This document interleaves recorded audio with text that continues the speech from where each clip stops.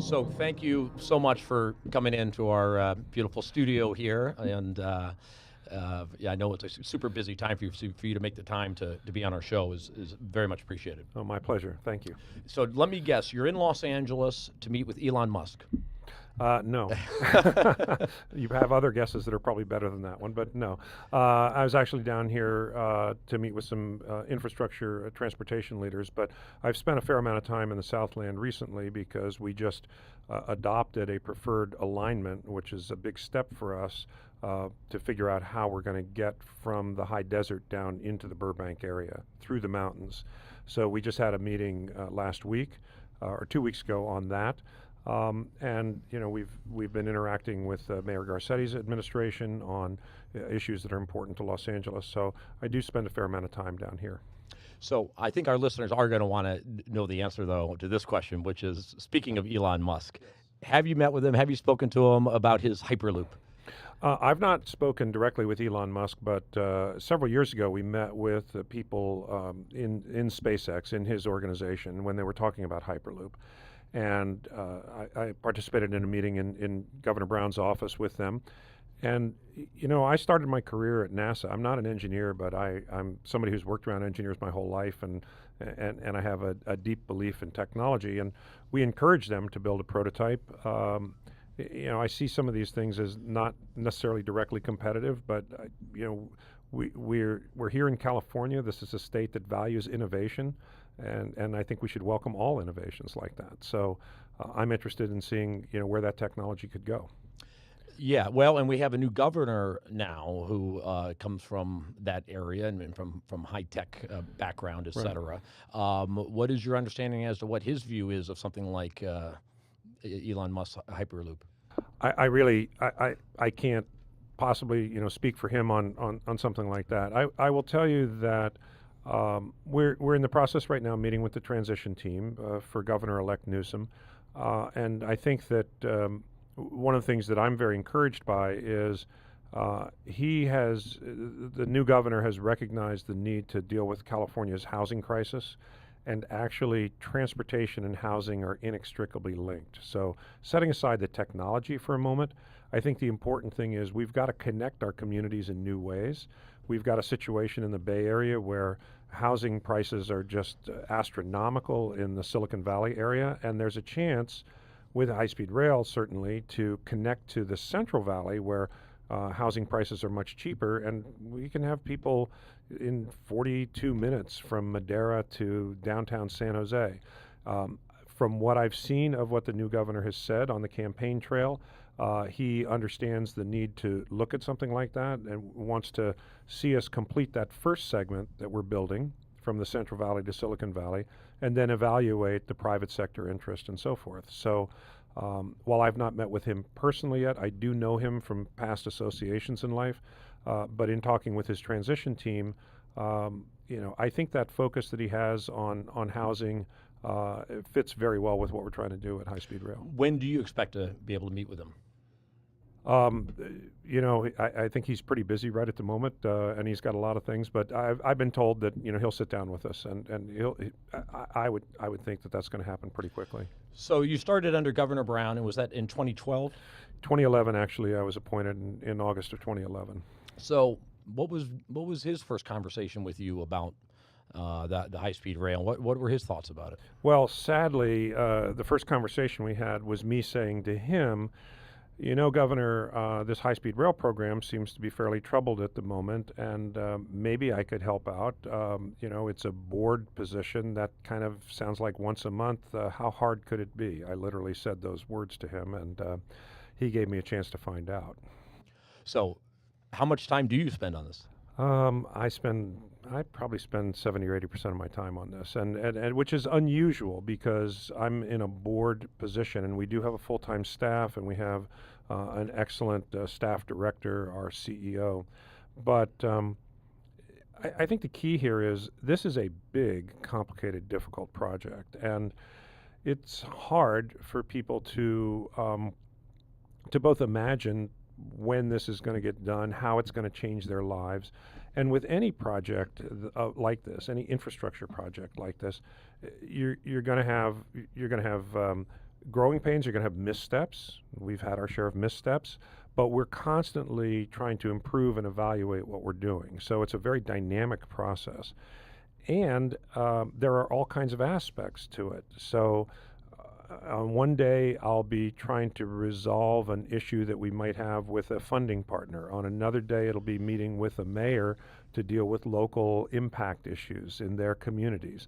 On another day, we'll be sitting down and we'll be trying to think strategically about how we're going to move forward. On another day, we'll be trying to think about transit and land use together. So there's a variety of issues.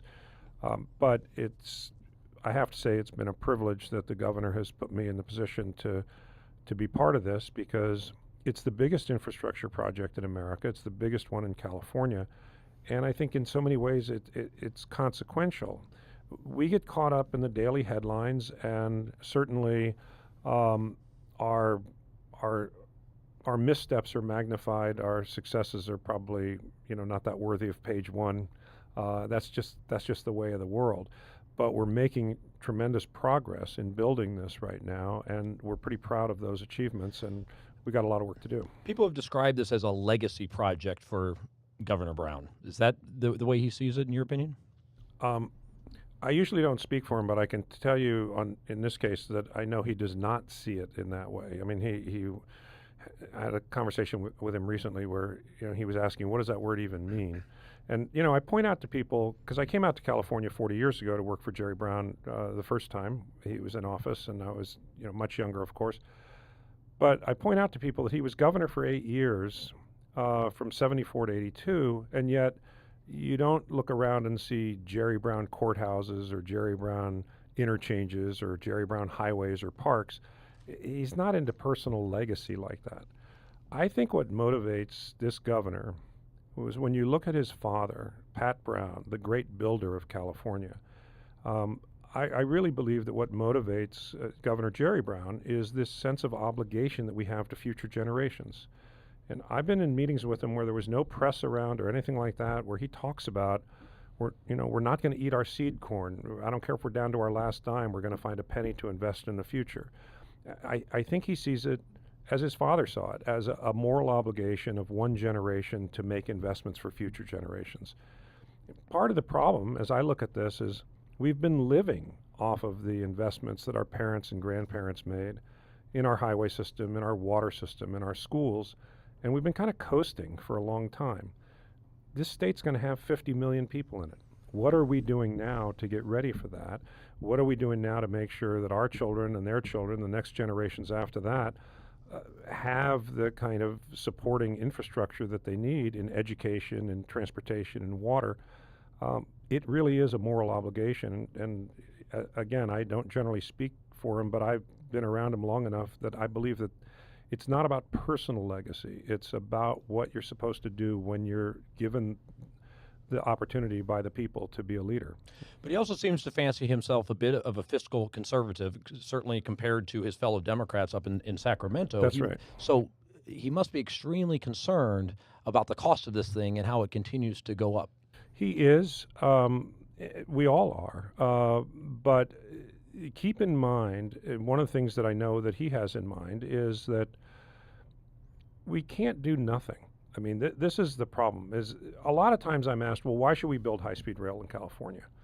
And I say, with all due respect, I think there's a different question that needs to be asked, which is, if we're going to have 50 million people in this state by the middle of this century, how are they going to get around? What are we going to do to accommodate that?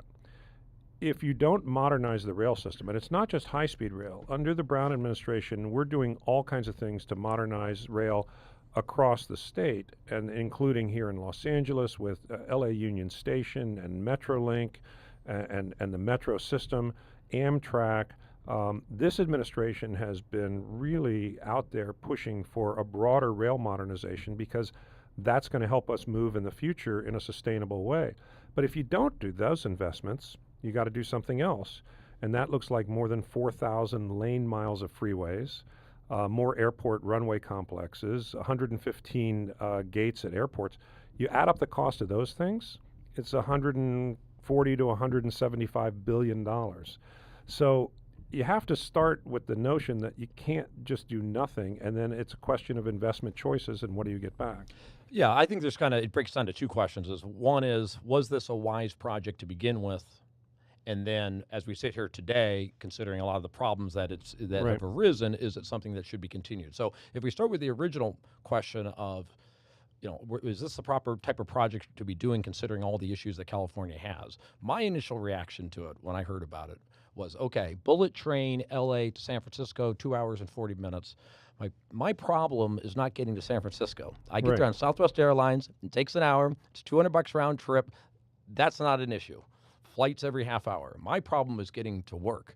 So, my question is: were we perhaps tackling a problem that doesn't exist with this bullet train?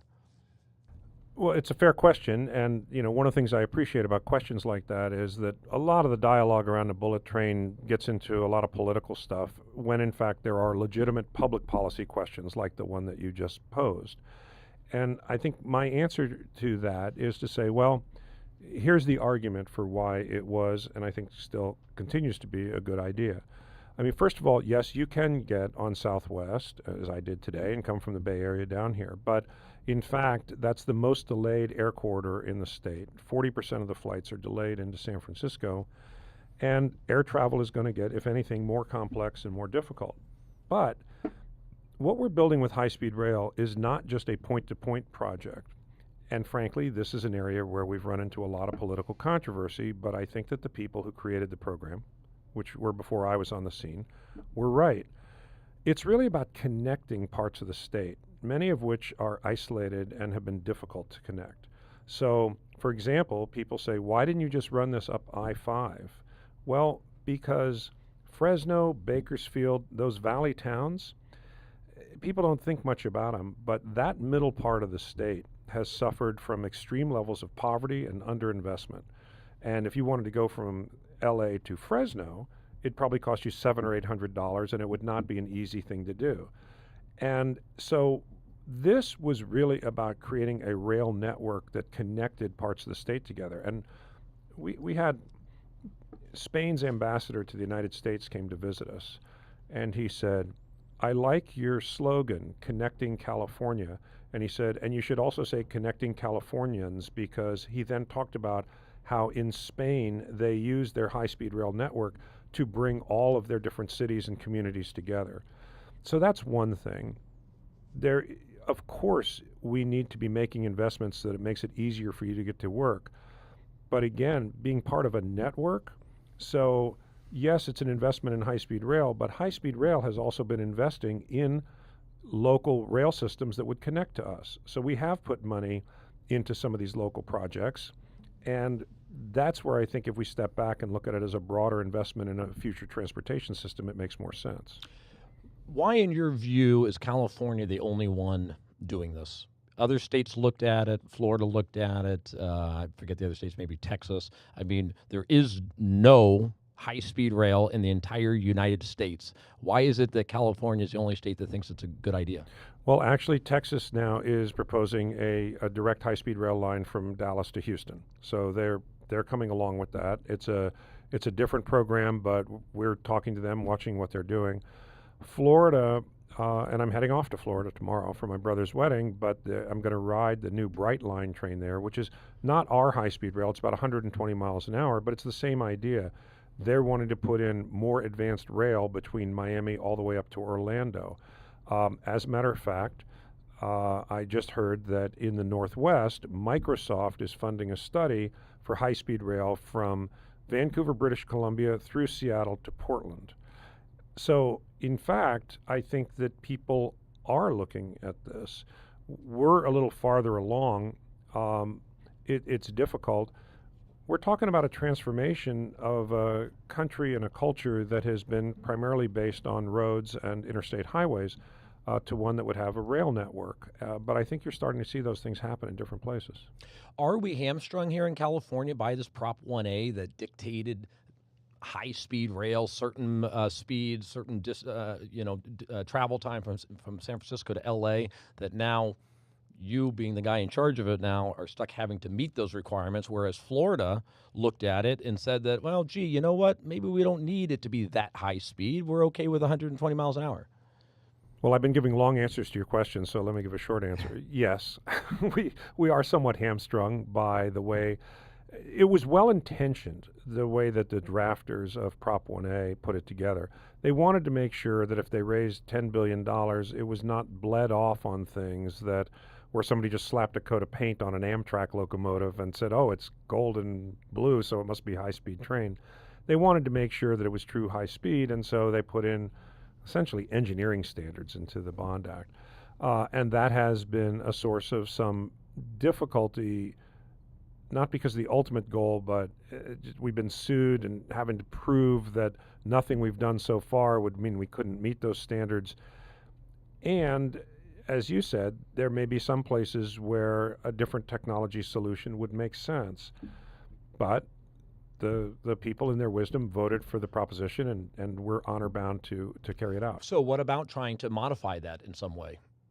What mean, would it require? Would it require another vote of the people? It would, because it was an initiative, and I've told people I'm open to those conversations. I mean, as we go forward. Well, because it seems to me that's where you guys are taking a lot of the heat from, including from people like Quentin Kopp, who we were talking about, is saying that, hey, this is not what the voters approved. What you guys are doing between San Francisco and San Jose, that's not what the voters approved. You're not going to be able to break even. Certain things that was in that bond requirement, right. But hey, you got to adjust as you see certain things. We can't keep marching down a road that if it's not going to be able to comply with that Prop 1A, maybe we got to look at modifying that Prop 1A. Yeah, and I don't have any problem with that. But what I would say is that, all due respect to Judge Kopp, all of our studies show that we are going to be operating and meeting the break even. And as a matter of fact, and I've had respectful disagreements with him on this. By sharing the track between San Jose and San Francisco, even under what he imagined back at the beginning, the difference in time is 1 minute and 20 seconds against 2 hours and 40 minutes total travel time.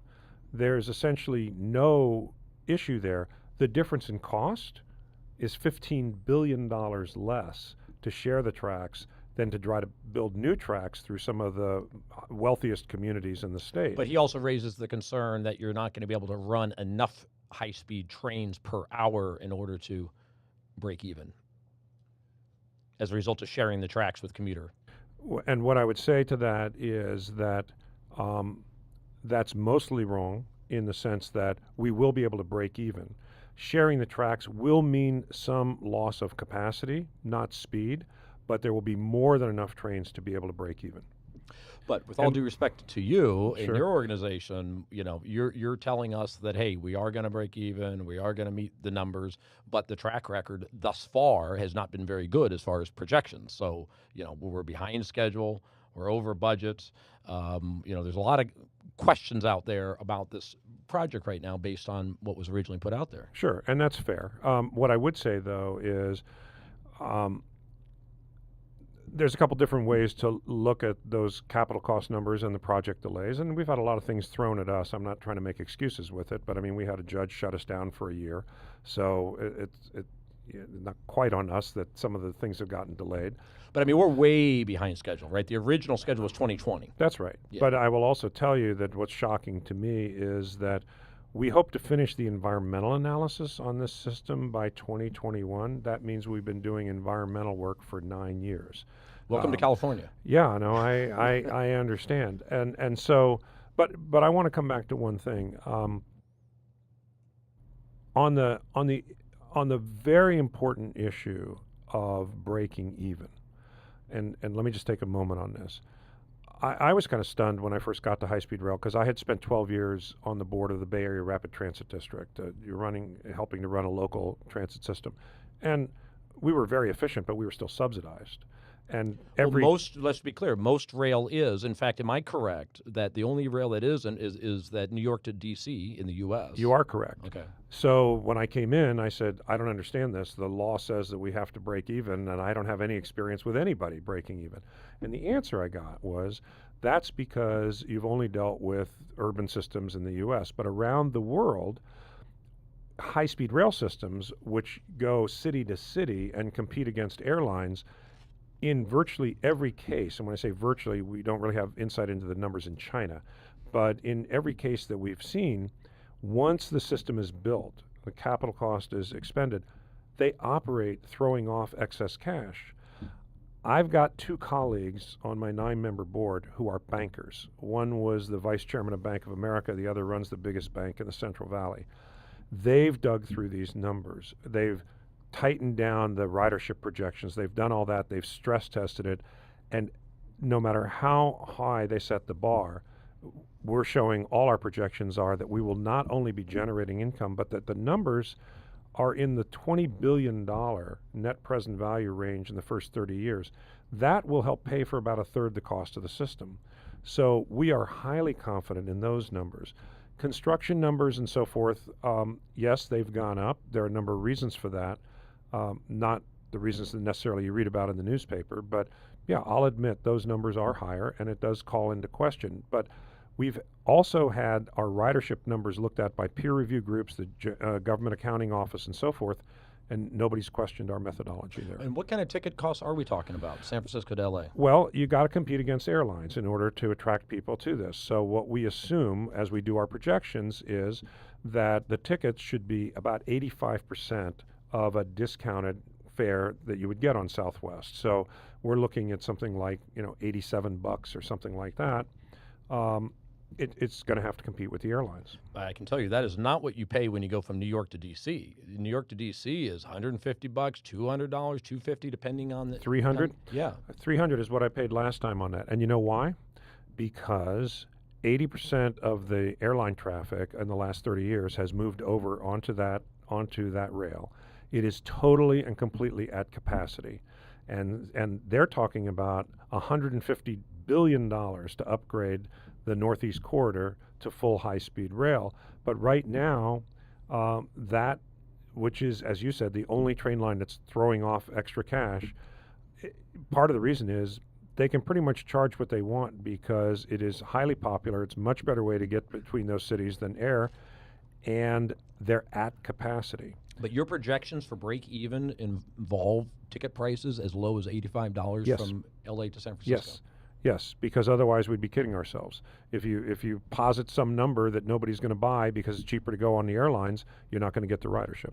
So speaking of your guys' track record, as you well know, Assembly Transportation Chairman Jim Frazier was very critical of you recently, and he flat out said that they have continually lied to us about performance. Politicians say a lot of things. I will tell you, when we came in, the first thing we did was we stood up and we told people that the projections that they'd seen were way too low. And I remember standing there in November 2011 and saying, this thing, if we don't find ways to cut costs, like blending the service in the peninsula, which you were talking about before we were criticized for, it could be $100 billion. And one of the reporters at that point said, what do you tell people who thought it was going to cost $40 billion? I said, you tell them the truth. And we have been out there. Every time we've got an update, we're the ones who come out and say that. So, for example, there was a recent audit by the state auditor. Well, there were a lot of numbers that were thrown around. All of those capital numbers were numbers that we ourselves had put out last January. There were no new numbers in terms of capital cost in the audit report. It was a little confusing, but that is the fact. So we've been very forthright, and we've been very transparent. We have a finance and audit committee. Its meetings are open. Anybody can come and see that, and they can see how we're doing. So I understand. Why is he making a statement like that then? Well, I can't comment on his motivation. I will say that I've been in this situation several times in my life, and I've worked on a number of controversial things, and usually what happens is when something comes out that's controversial, people tend to pile on. But beyond that, I can't I can't challenge it. But I will say that there is a strong role for legislative oversight in this program that we have always supported, because whether it seems this way or not, our view is that public support depends on confidence that somebody is looking over our shoulder on this. And so we welcome the audit. We have a peer review group that's in the statute that meets with us. Our own proceedings are open. Our reports are public. It's not that we're not in a controversial area here, but our goal is to give the public confidence, not that there won't be screw-ups. Let me be clear. There will be. What I'm hoping is that people hold us to a different standard. You're building a 520-mile project. There's all kinds of issues, wetlands, communities, all that. There are going to be things that go wrong. What I hope is that the public holds us to a standard of A, were you honest with us, and B, when you recognized a mistake, did you move to fix it? And I think our record has been very good that when we've seen things that have, the problem of getting the property along the right-of-way, that was very difficult. It took us a long time to get that right. I think now we've got it right. We've been clear about our challenges in that area since the beginning. So what I hope is that people look at this and ultimately say, well, yeah, okay, I wish it were less and I wish it were faster, but at least they're telling us what's going on, and when they see something is wrong, they move to fix it. He thinks you should resign. Do you think you should resign? Well, again, I got a pretty tough skin after 7.5 years in this, and people say a lot of things in a political environment. All I can say is I think his was a minority view, a very distinctly minority to view. directly answer him, regarding this audit and some of the things that came out, I mean, do you accept some personal responsibility for things that were found in the audit, and if so, what things? Sure. I mean, look, I'm the chair of the authority board. We set up a finance and audit committee. We set up a lot of things to govern the program. To have an auditor come in and say, well, you may have thought you were doing well, but here's a number of areas of deficiency, that doesn't feel good. I wish that those things, hadn't occurred that way. And let me be very clear. We cooperated fully with the auditors. I sat in front of the audit committee last year and said we welcome the audit. We cooperated fully. And we have also committed that all of their recommendations will be promptly implemented. So I think we're doing our job in that respect. And do I wish we had been more perfect going through this? Absolutely. We're human. People make mistakes, and you learn from them. But I will tell you that I think we've got a very committed, very professional board of directors. We've got an outstanding staff leadership now. We've made changes along the way. One of the most difficult things was transitioning from a planning organization to an organization that was managing billions of dollars of contracts and had to deliver projects. Anybody would look back and say, oh, I wish I'd seen this, or I wish I'd done that differently, or I wish I'd done this better. I'll take my share of personal responsibility for that. But what I would also say is none of those decisions that we made were in any way reckless or thoughtless. I mean, we were sitting there making very deliberate decisions against some very tough things. Do you start now and risk delay damages because you don't have all the parcels, or do you wait and risk losing $900 million of federal funds that's on a deadline that turns into a pumpkin? We spent a lot of time balancing that risk and managing the risk. Sometimes you make decisions that turn out to be right, sometimes not, but I think they were always well considered and always done diligently. So from that standpoint, I'll take responsibility for the things that didn't turn out the right way, but I don't think in any way we shirked our responsibilities or didn't do our jobs to the best of our abilities. One of the problems is it's such a big project that when errors are made, they're magnified by the sheer number of dollars, right? Sure. So we're talking about, well, first of all, how much has been spent approximately to date? Well, the problem, we've got money that was spent on environmental analysis and money that was spent on so forth. I would say the direct answer to your question is about $3 billion is being spent on the construction right now in the Central Valley. Okay, and total expenditures to date? I'm going to say maybe twice that. It might not be that high, but there's a lot of environmental work, a lot of engineering work that was done, and so forth. So it could be approximately $6 billion spent. yeah, so and then far. you have to also add in money that we've spent with local transit districts on things. So I'm making a guess when you put all And there's a lot of cats and dogs to try to put together. And in her findings, arguably as much as by her report, $1 billion of that was wasted. Am I putting a general ballpark on the number that she's suggesting? I think that's probably her number. Let me just say we vigorously dispute that. And there was a lot of misunderstanding about this. So one of the things that they said, and this was a problem on our side, was that there wasn't documentation in place, and so they had to make some decisions about what was spent and what was not spent. Well, we went back and looked at this. Yes, there's been a lot of cost growth that was identified in the auditor's report. 80% of that related to changes in scope. That was not money that was in any way wasted. It meant that we were building some things in the first phase that might have been originally intended for a later phase. So, no. Look, here's the thing about the audit report. There were really two pieces of it. One piece was to look at our procedures and processes and make recommendations. As I said before, we accept all of those as valid, and we're implementing the recommendations as quickly as possible. The other piece was an attempt to look back at history and I'll say kind of second-guess decisions that we made when we started the program. And there, we absolutely dispute what the conclusion was, because I sat in those meetings and we knew that if we did not start when we did, in fact, the LA Times wrote an article back at that time saying they'll never be able to spend all the federal money in time. That was the view back then. Opponents were suing us saying the federal money expires in 2017. If we can delay them long enough, they lose their federal funding. We had to decide to start, and we did that knowing that, yeah, we were going to get some delay damage costs from the vendors, but we balanced that. Now, am I right that that's $600 million? No, it was not $600 million. The number, if anything, might have turned out to be half that. But I'm not even sure that number is not too high. Okay. Yeah, I think I'm reading from. Well, I understand that, but I'm just saying what you're reading correctly or accurately depicts what was said in the audit. But as I said, the audit had two pieces. One was recommendations that we agree with. Another was this attempt to go back and look at history that we think that they got very wrong. So is it fair to say that but for the federal dollars being at stake and at risk, you probably would have delayed the commencement of the project a bit? Well, here was the other problem, though. So when we opened the first bid, and this is the kind of decision, I mean, it's easy for people to look back and second guess, but let me tell you part of the decision we had.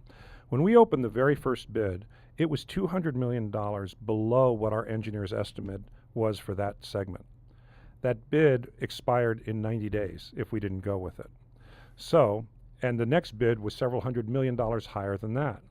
So again, do you start knowing that, well, maybe we won't be able to deliver all the parcels in time and the contractor will come back and hit us with something?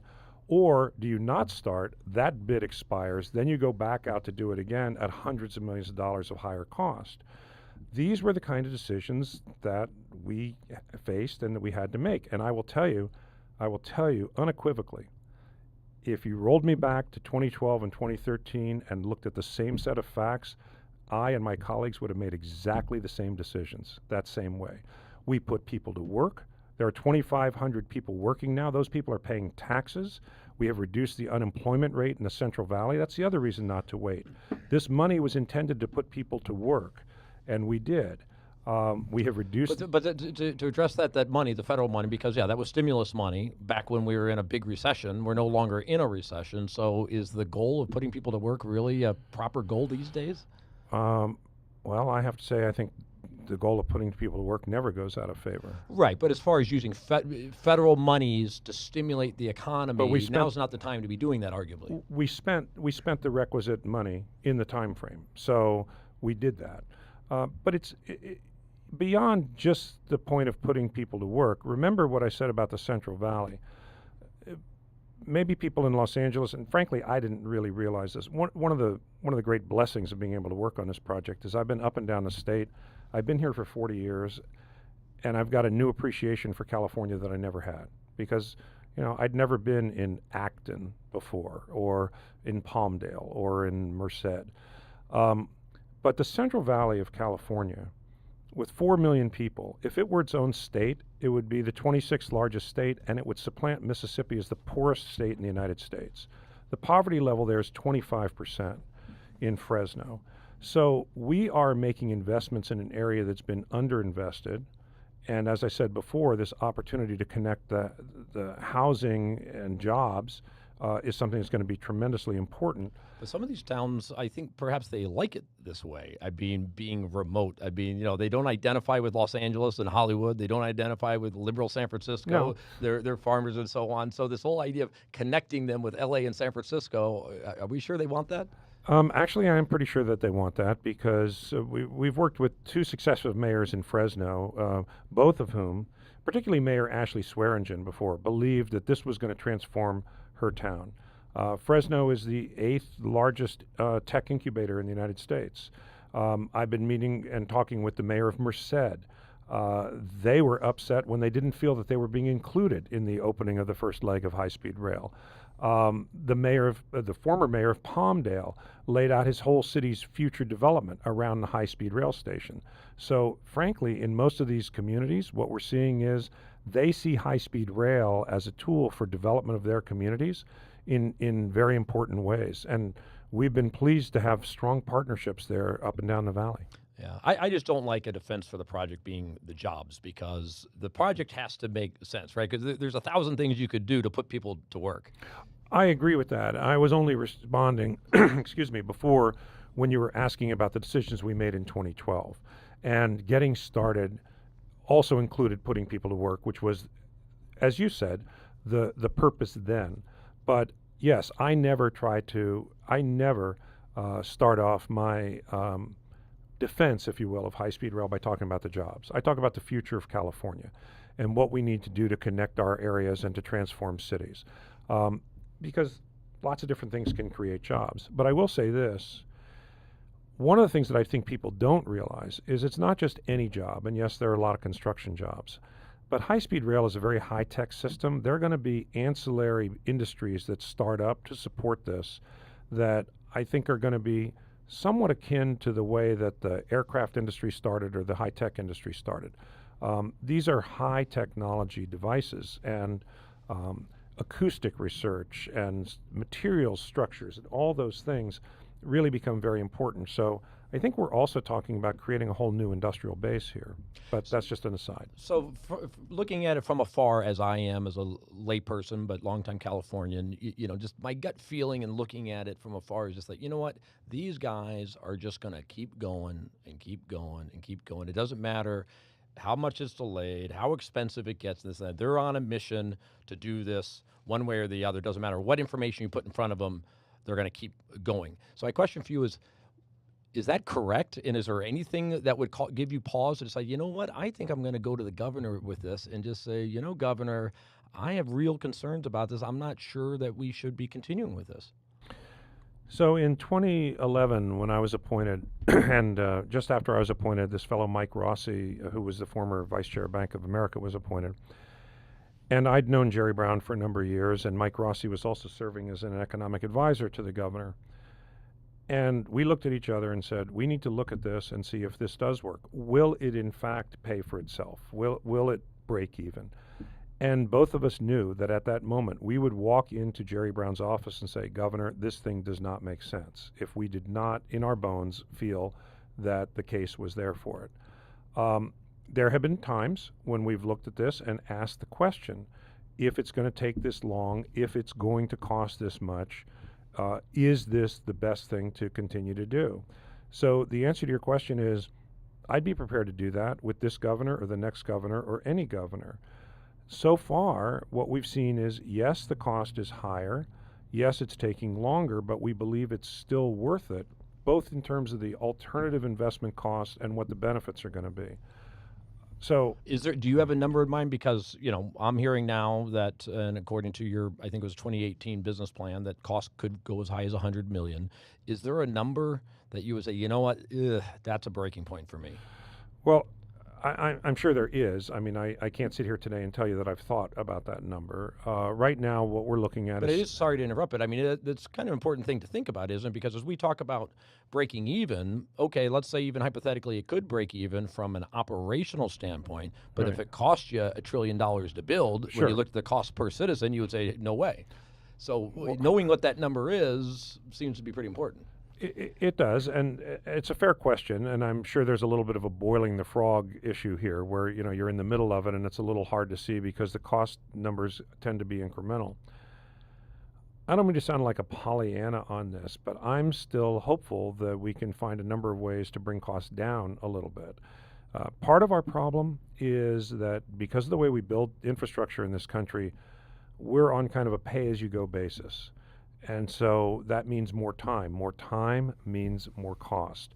If we could find ways to finance some of this so we could accelerate construction, one of the things we're going to be exploring, particularly in the north, but ultimately here in the south, a big part of our cost increase that we reported in the last business plan was because of uncertainty around tunneling. And tunneling is a big challenging issue, particularly in seismic areas like this. But one of the things that we're talking about doing very quickly is bringing in the world's great tunnel builders and sitting down with them, both collectively and individually, and saying, okay, how much risk would you take to come in and do some of this? Can we find some different mechanisms to do this, a public-private partnership for the tunnels in the north, or things like that? So we're not just sitting here watching the costs go up and up and up. I mean, we're aggressively trying to find areas where we can bring costs back down. In this world, it's called value engineering, and there are ways to do things that, in fact, combine things or change how things are done or change the sequence that can actually reduce cost. So on the one hand, we're being honest about what we think the upper bounds could be, but that doesn't mean that we're just going and sitting in a corner sucking our thumb and saying, well, too bad, that's what it is. We're actively trying to manage this to see if there are ways to offset those forces that tend to drive costs up. Well, and frankly, it's impossible to really predict the cost of it, right? There's just too many unknowns. Which is why we've started stating these things as ranges instead of single points, because as my best friend who happens to be the head of the California Energy Commission says, we don't want to fall into the illusion of precision. And so I don't think we want to fall into the illusion of precision.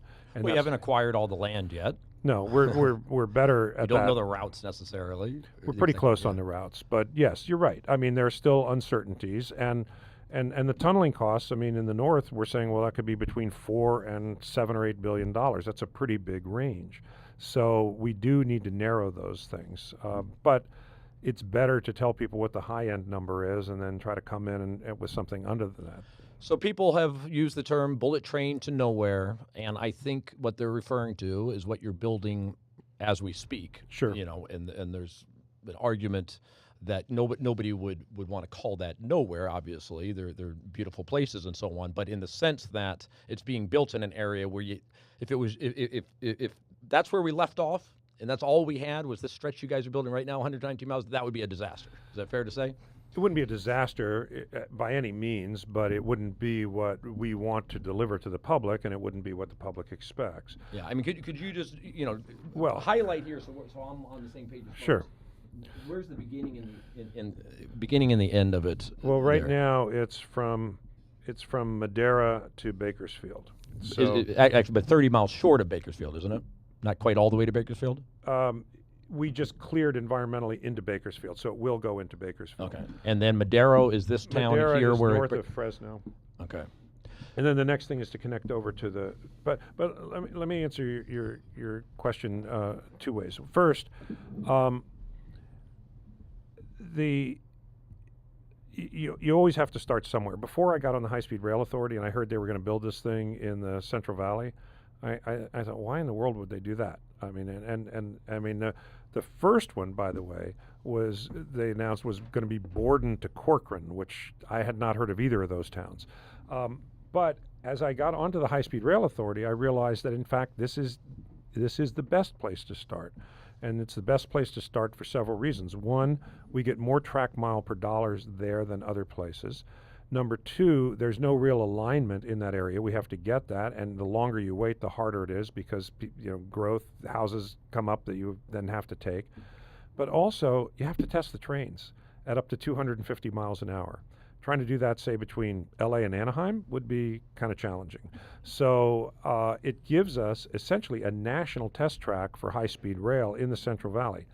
But the second part of your question is, and again, this is not what we're trying to build, but part of our policy is to always say, no matter what we're building, it has to have independent utility. It's like a Tinker Toy set where each piece you connect is going to be more and more valuable. If, heaven forbid, for a while, that was all we built, that route between Bakersfield and Sacramento and Oakland is the 6th busiest Amtrak corridor in the United States. There's 1.1 million riders per year. It's a 5 to 6 hour trip. What we're building would allow the Amtrak trains to go onto our tracks, at least temporarily, and cut an hour and 15 minutes off of that time. So it's not going to be useless. That's not what we're trying to build. But there's a backstop capability in every decision we make so that if we get delayed or something, it's not just sitting there rusting with weeds growing up through it. There's some use for it. So that makes sense to me as to why you started in the Central Valley, but you also took a huge risk by starting it without knowing for sure that we could complete the whole thing. For instance, funding. We don't know where the funding is going to come from. And I will tell you, from having worked on the BART project or others, people never know where all the funding is coming from. It took 30 years to build Interstate 5 from San Diego to the Oregon border. 30 years. They built it in pieces. Nobody was sure when the whole thing was going to be done. The BART system in San Francisco, people here in Los Angeles may not be as familiar. The first BART line that opened up when Lyndon Johnson came out and stood with Pat Brown to cut the ribbon was from Concord to Walnut Creek. So if you want to talk about a train to nowhere, now there's 104 miles of BART lines throughout the Bay Area. It carries the same amount of traffic every day as the Bay Bridge. Absolutely essential for the infrastructure up there. Starting point, nobody knew where all the money was coming from. And I've just seen this in every project that I've ever been involved with. That's just the way transportation funding happens. That's why when we build a segment, we want to make sure the segment has independent value. And with each segment we add, that value grows exponentially. But it's just a reality in transportation funding. I've never seen a project. Well, look at LA, the Red Line. When the Red Line came in here, people said, what are we doing? What's this? This line doesn't connect anybody to anything. LA's not going to have subways. Look at today.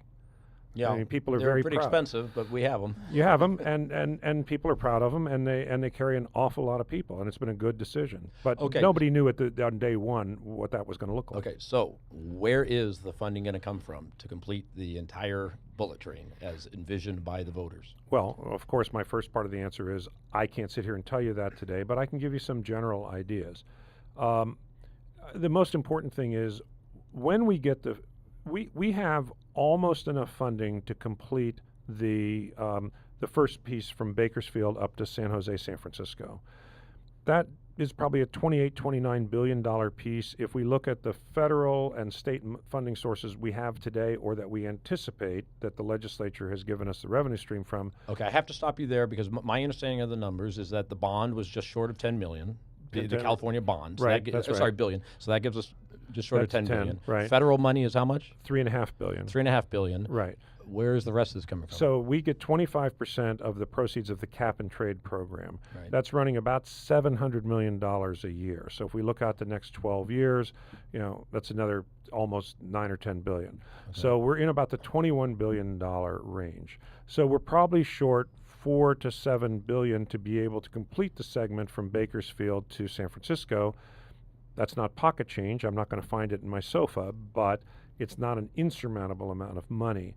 Once we get that done, we look at giving a concession to the private sector to come in and to help us build the rest of it. They would be writing us a check of some amount, which ultimately could be up to 20 billion for the whole system. Now, let me say this. People always say, let's go back to the Bond Act and say, well, the public was promised X, Y, and Z. The public was told in 2008 that a third of the money was going to come from the state, a third from the federal government, and a third from the private sector. Our analysis shows that about a third could come from the private sector, maybe a little less as the project costs have come up. The state has certainly put up a huge amount of money. Problem is the federal government, the $3.5 billion has been vital, but if that's all we get, that's less than 5% of the project. Normally the federal government is funding 80% of transportation projects. Even the Trump administration, which wants to slash federal funding and put more burden on the states, says 20% of project funding would come from projects. So we're going to need more federal funding. I mean, I'm just going to sit here and tell you that. We're going to need more federal funding to complete this project. But that may be a challenge at this point, because have we burned our relationship with the federal government on this project? No, we have not burned our relationship with the federal government. I was just back meeting with, the funny thing is that people would assume that, because California is fighting with the Trump administration on so many issues, important issues, like immigration and climate change, that we must be fighting everywhere. But in fact, not only have both the current governor and the governor-elect expressed appreciation about the support we're getting on wildfire recovery, but I will tell you that all of my conversations with transportation officials in the Trump administration have been positive. We've had very good working relationship with them. But the overall view of California from the rest of the country, as far as I can glean, is they're not real fond of us. They think that we have plenty of money and we spend it frivolously. So the idea of the federal government helping out California on this highfalutin high-speed rail project, I don't think that would sell too well in the Midwest. Until you remind them that if we buy rail cars made by Kawasaki, they'll be built in Lincoln, Nebraska. If we buy steel from a certain steel manufacturer, it'll come from Indiana. I mean, these dollars are not just spent in California. We're very proud of the fact that we're supporting a lot of small businesses in California, because 30% of our dollars by our own policies go to small business.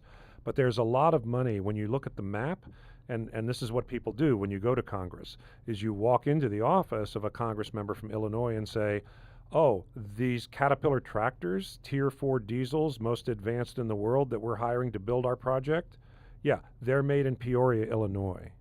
And so the fact of the matter is, even though our politics don't always show this, we are one nation, and there are pieces of this project that are being built and dollars that are flowing to various parts of the country. And that's our discussion that we have with. Now, hasn't the federal government already moved to cut off additional funding for the bullet train? What they did was there were two members of Congress who were putting resolutions in every budget for the last 7 years saying that there'd be no more federal money for high-speed rail. Both of those members were defeated in the last election. Okay. And are additional monies due? Not due in the sense that they're going to appropriate. I'm talking about appropriate those stimulus dollars. Is there still stimulus dollars no, to be had? we spent $2.55 billion of stimulus dollars within the time frame that the federal government required. There is an additional almost $1 billion that was appropriated in fiscal year 2010 that will be available to us once the state matches the $2.5 billion, which we're in the process of doing now with our bond money and cap and trade. So a total of $3.5 billion of federal money was appropriated. We've spent $2.5 billion. We have a grant agreement with the federal government that gives us the timing of when we can access that other almost $1 billion. I know you got a flight to catch, so let me just wrap up with this question. It seems like Murphy's Law. Brian Kelly, your CEO, went on a medical leave of absence. He did. Is he okay, and is he still on the leave? What can you tell us? He's still on the leave.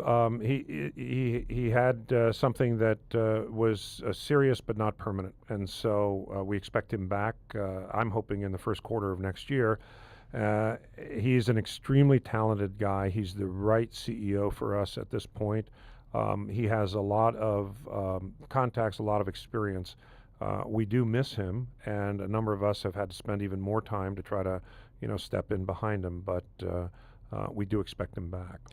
It seems like this job could jeopardize your health, so yeah. I suggest you look out for your own. No, thank you. I actually do appreciate that, and I think that that's wise. But look, as a board member, I do want to point out I get paid $500 a month, but Governor Brown believes a lot in psychic income, so he has showered me with psychic income dollars, which don't exactly pay the rent. But I've been fortunate enough I can do this. And I have to say, with all the difficulties and the brickbats and everything else, this has been the greatest privilege of my life to work on this, because I truly believe it's going to be transformative for the state.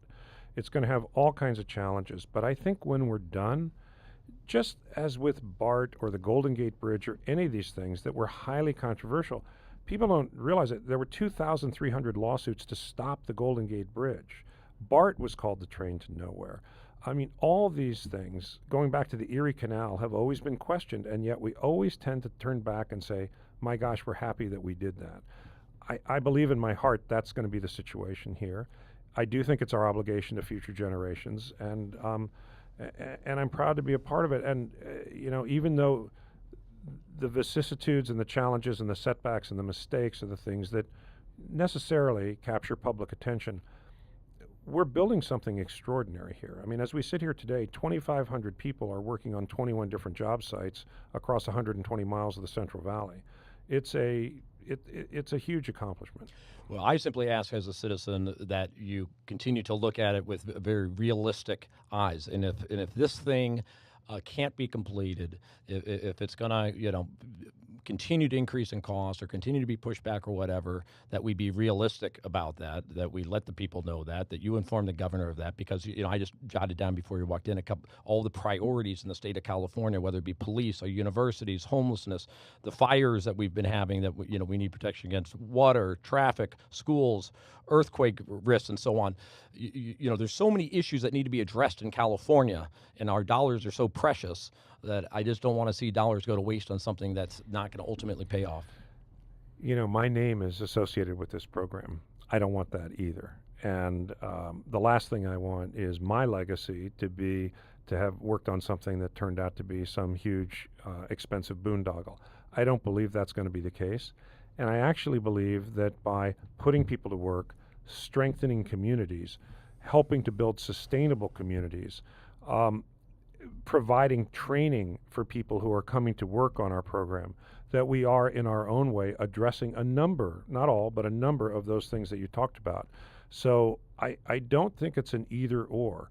The new governor is going to face all those challenges that you just laid out. Governors and legislatures make priority decisions. So far, they've indicated that building for the future in a modern transportation system is going to be important to keeping California economically vibrant. I really believe that. Our job is to do it the best way we can, to learn from mistakes, but to keep driving forward and keep doing better. Thank you so much. Well, I have to say I am mildly convinced, and I didn't even think I'd come out of this mildly convinced. So I really appreciate your time and for spending the time. I appreciate it. I know the Californians will appreciate it. I appreciate your questions and appreciate your interest. Thank you. Yeah, thank you.